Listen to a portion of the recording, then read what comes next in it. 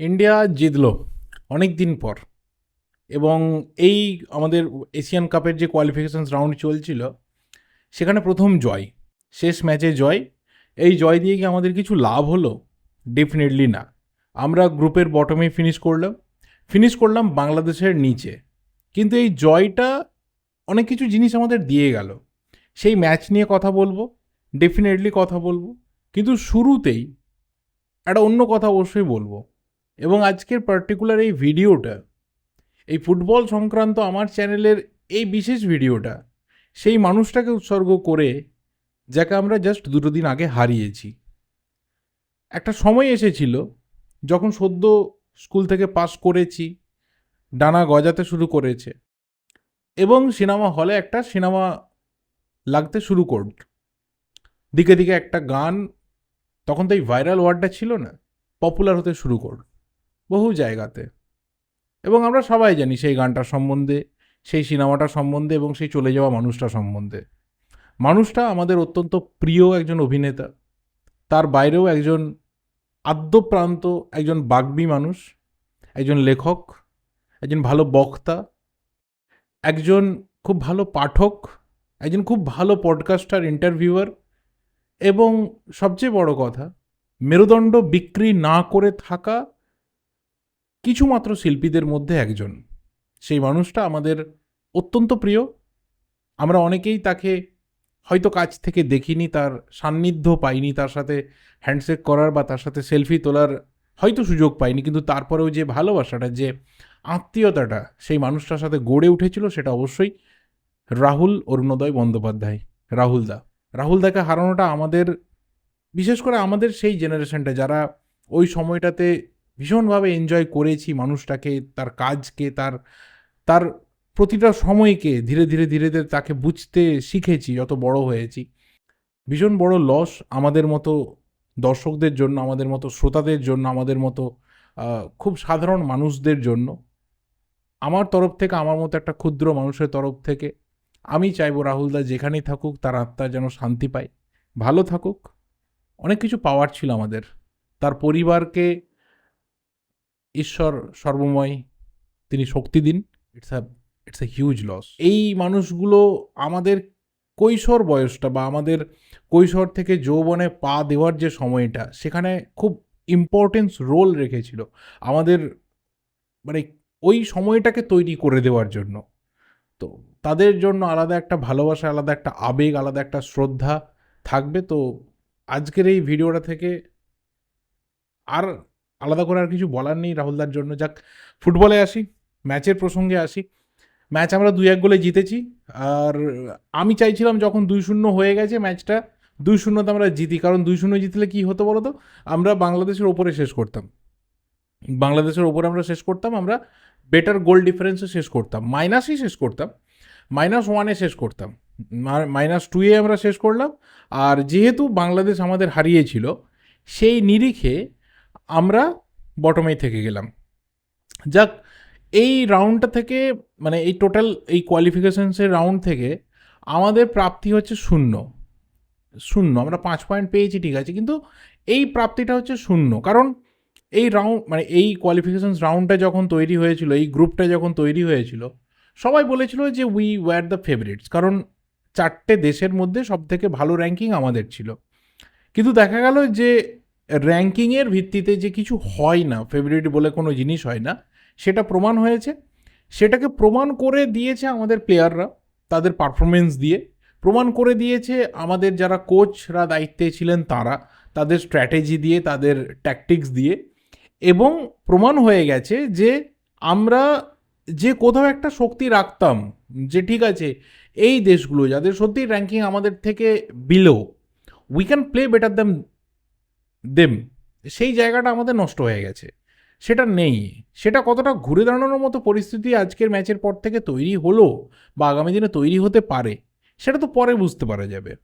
আমি পার্টিকুলার দুটো বিষয় নিয়ে কথা বলবো, এক টোটাল নেগেটিভ এবং আজকের পার্টিকুলার ম্যাচ থেকে পজিটিভ ব্যাপার।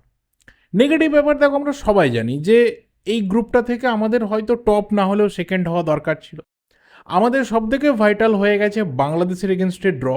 ঠিক আছে, ড্র করেছো ফাইন, বাট তুমি যখন কামব্যাক ম্যাচ খেলছো এবং প্লেয়াররা যখন ফর্মের মধ্যে রয়েছে, তারা যখন একটা প্রপার ফুটবলের মধ্যে রয়েছে, সেই ম্যাচটা হেরে যাওয়া এটার থেকে বড় বাজে জিনিস আর কিছু হতে পারে না। কারণ ওই ম্যাচটা জিততে পারলে এবং একটা ভালো গোল ডিফারেন্সে জিততে পারলে তাহলে আমরা 8 পয়েন্টে শেষ করতাম। এবং হেড টু হেডের যে বিচার রয়েছে সেই বিচারে আমরা কিন্তু হংকংকে সম্ভবত টপকে গিয়ে আমরা আগে থাকলেও থাকতে পারতাম। কিন্তু আরও যেটা বাজে হয়েছে যে আমরা হংকংয়ের কাছেও হেরে গেছি, আমরা সিঙ্গাপুরের এগেনস্টে ম্যাচ ড্র করেছি, আবার ঘরের মাঠে আমরা সিঙ্গাপুরের কাছে হেরেছি। এই যে প্যাথেটিক রেজাল্টগুলো হয়েছে, যে রেজাল্টগুলো কিন্তু আমাদের ফেভারে আসতে পারতো, প্লেয়াররা চেষ্টা করলে, তাদের মধ্যে সেই দমটা থাকলে, তাদের মধ্যে সেই খিদেটা থাকলে এই রেজাল্টগুলো কিন্তু আমাদের ফেভারে নিয়ে আসা যেতে পারতো। সেটা হয়নি।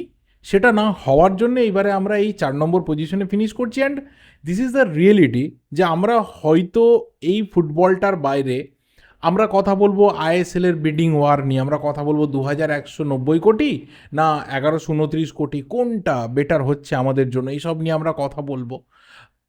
কিন্তু আমরা বোধহয় ভুলে যাব যে আমরা এই এত বড় একটা গোল্ডেন অপরচুনিটিকে মিস করলাম। ব্যাক টু ব্যাক এশিয়ান কাপে পরপর 3 বার কোয়ালিফাই আমরা করতে পারতাম, সেটা আমরা মিস করলাম।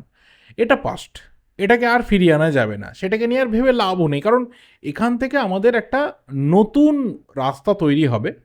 সেই রাস্তা এবার আসবে 2031-এর এশিয়ান কাপ। 2030-এর ওয়ার্ল্ড কাপ কেউ যদি স্বপ্ন দেখে, স্বপ্ন দেখা ভালো, কিন্তু সেই স্বপ্নে আমি আপাতত নেই, ডেফিনেটলি নেই।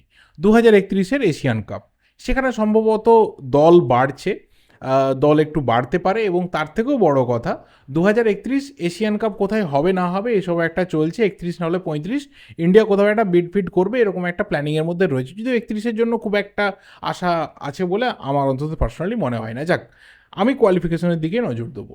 সেখান থেকে টিম রিবিল্ডিংয়ের পেছনে যে জিনিসগুলোতে আমার মনে হয় যে নজর দেওয়া দরকার, সেইগুলো আজকের ম্যাচ থেকে কিছুটা তৈরি হলো।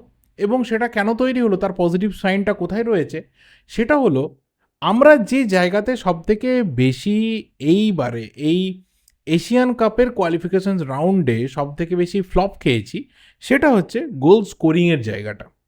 আমরা গোল স্কোরিংয়ের জায়গা থেকে এতটা পুয়ার পারফরমেন্স শো করেছিলাম যে সুনীল ছেত্রী তাকে রিটায়ারমেন্ট ভেঙে বেরিয়ে আসতে হয়েছিল এবং মনে করা হয়েছিল যে তিনি হয়তো এক্সেপশনালি কিছু করে দেবেন। কিন্তু প্রত্যেকেরই একটা প্রাইম টাইম থাকে, প্রত্যেকেরই দেওয়ার মধ্যে একটা মানসিকতার জায়গা থাকে। সেটা যতদিন সুনীল ছেত্রীর মধ্যে ছিল তিনি দিয়েছেন, তিনি সর্বস্ব উজাড় করে ভারতীয় ফুটবলকে দিয়েছেন।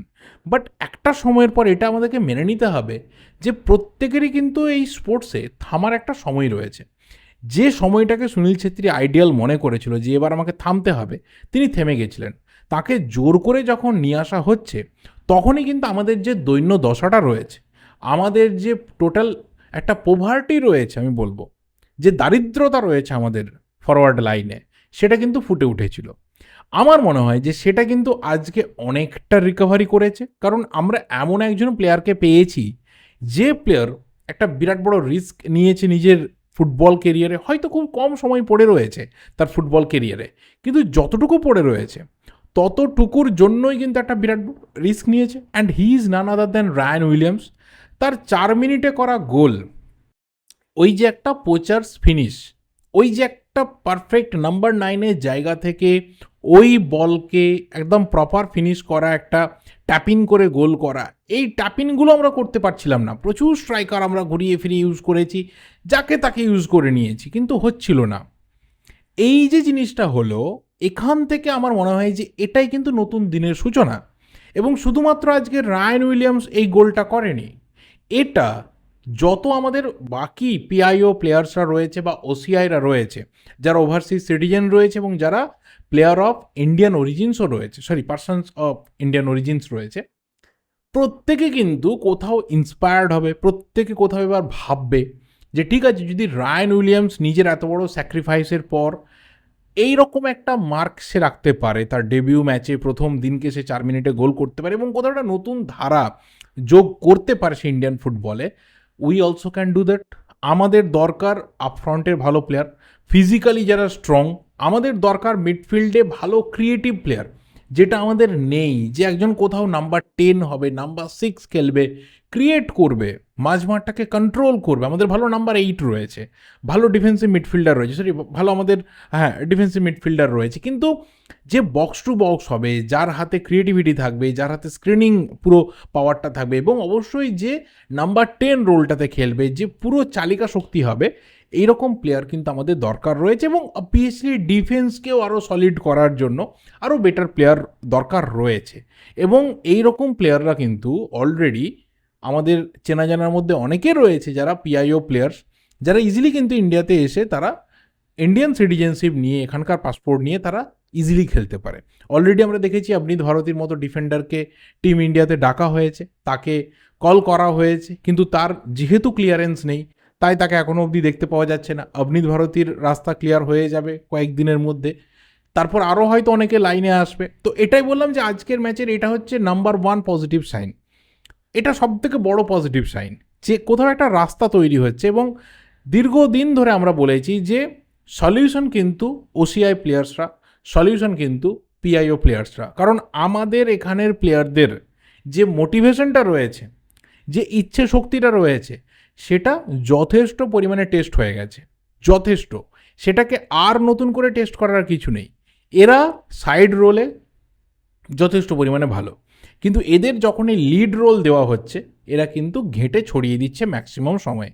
এবার সময় এসেছে একটা বদলের। এবং তার সাথে আমরা দেখলাম যে আকাশ মিশ্রা, তারও একটা ডেবিউ গোল হলো। তো ঠিক আছে, দেখো আমরা হয়তো ম্যাচটা 2-0 জিততে পারতাম, হয়তো আমরা ক্লিন সিট রাখতে পারতাম, হয়তো 3 নম্বরে শেষ করতে পারতাম, হয়নি।